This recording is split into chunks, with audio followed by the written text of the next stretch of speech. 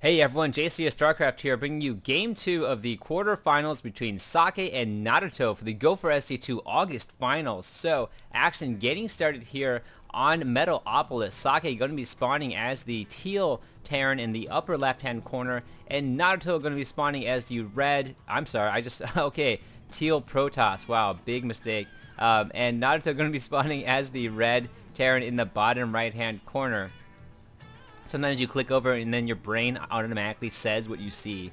So, or maybe I just didn't do that. Maybe I just got it completely wrong. Anyways, Socke and NarutO, both, of course, players from Germany, and both very, very strong. Socke recently traveled all the way over to Raleigh and competed in the MLG, one of the biggest StarCraft 2 tournaments in the U.S.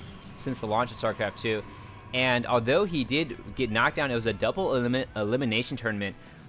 Was knocked down into the loser bracket pretty early, but really battled his way all the way back up and got to the losers final, and in that double elimination, basically the winners final faces the losers final. The loser has a chance to just try to get back in to the final game, and ultimately was unfortunately not able to take out Kiwi Kaki, but ended up with third place, taking home $1,000 on his way back home. Definitely very happy. If you haven't seen those VODs, I definitely recommend it. Possibly the best one to watch is Socke versus Druby in back-to-back super long epic games, and I don't envy either HD or Husky for casting those, as those were enormous games. I don't think they took a sip of water for over 2 hours. Probably try to do it in between matches, but we're exhausted at the end. And it looks like NarutO going to go with a pretty standard opening right now, and Socke, I think, going to be able to get his first scout on after having scouted almost everything else on the map, knows where his opponent is, and NarutO going to be doing the same pattern a little bit later. So Socke with the first scout right now, and is able to see, actually didn't even really rally too far, just has that probe standing there, and just going to be working on his base, getting that Zealot up as soon as possible. And it looks like he's probably going to go with the pretty standard opening. I actually going to be pumping out a Zealot a little bit early and chrono boosting that Zealot. So going to try to get some early pressure onto his opponent now. In the previous game, he opted not to do that and just waited for his first Stalker. But I think now that he has played NarutO for one game, has gotten a slight feel for kind of NarutO's strategy, and is able to scout him out first. Might be a little bit more comfortable to try to apply some early pressure, although by the time that Zealot gets there, it's going to be scouted from this SCV, and this SCV might go down first, so might not even run all the way across the base, but it looks like it will be able to. And another Zealot now coming down too, so this Marine and Marauder will have quite a task for them. Stim is being researched as well, so the factory will come up pretty late, if at all. In the previous game, NarutO did opt for a triple racks opening, and then eventually transition over to the factory. A great positioning here from NarutO, able to catch that.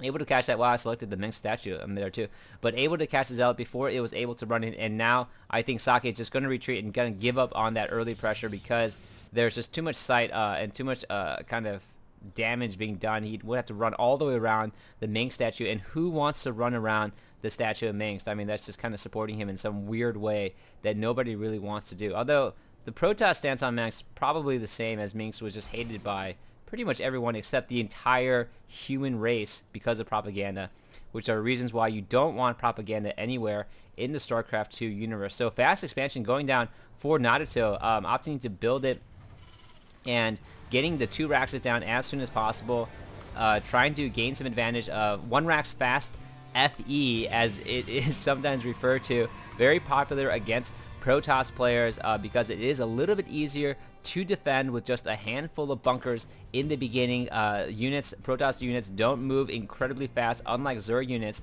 so taking your 1 racks FE, especially if you think your opponent might be going maybe like 4-gate or 3-gate robo or 2-gate robo in Socke's case, you'll be able to eke out that economic advantage earlier on and establish yourself into the mid and late games as well, or probably just the mid game, because by the mid game your opponent is also expanded. So, but you do set yourself up pretty well economically. And now going to be getting an engineering bay this time. Interesting from NarutO. I don't know if he is anticipating possibly. I think the build's going to be very similar. So immediately Socke is going to be going for that Colossus doesn't really even have to think about it this game, knows that NarutO probably will be going with that bio build again. Did pump out that early Marauder, so he wasn't able to scout anything out really, but now it's going to be able to see and whether or not his robotics bay, getting that robotics bay was the correct move for him. He will see two orbital commands. For a moment we'll wonder what he is seeing right now, but you know, NarutO loves those SCVs and loves to pump them out. Not sure why he hasn't lifted up into the air just yet. I'm going to be salvaging this bunker and probably placing a few more out down here as well, and going to be transitioning that orbital command over right now. So this is the proper play by Socke, getting the Colossus out pretty early, trying to rally it and have it step on top of this building and across, but unfortunately that doesn't work. No, that was for the observer, of course. It would be pretty cool to see that Colossus try and then fall down that cliff into oblivion, maybe land on the blimp and have the blimp carry it over. So sacrificial SCV coming in, getting toasted with blades and all sorts of goodness as it comes down. So triple bunker going down for NarutO. NarutO does not want to lose his base and anticipates a massive amount of forces coming in from Socke. Socke, though, now with the Colossus, will be able to walk up and down this ramp. No problem coming in here to fry a few things and try to make the escape, or do it from the backside as well.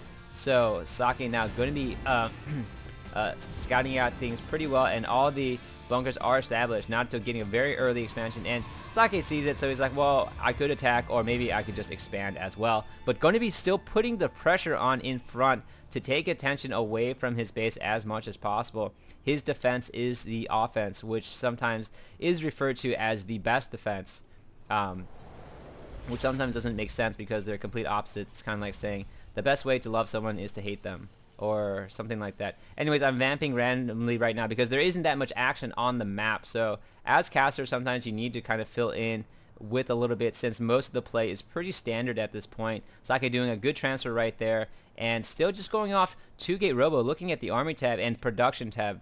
Thermal lens being researched, another Colossus is coming out, and just pumping out the 2-gate robo, he is able to keep up with the triple racks of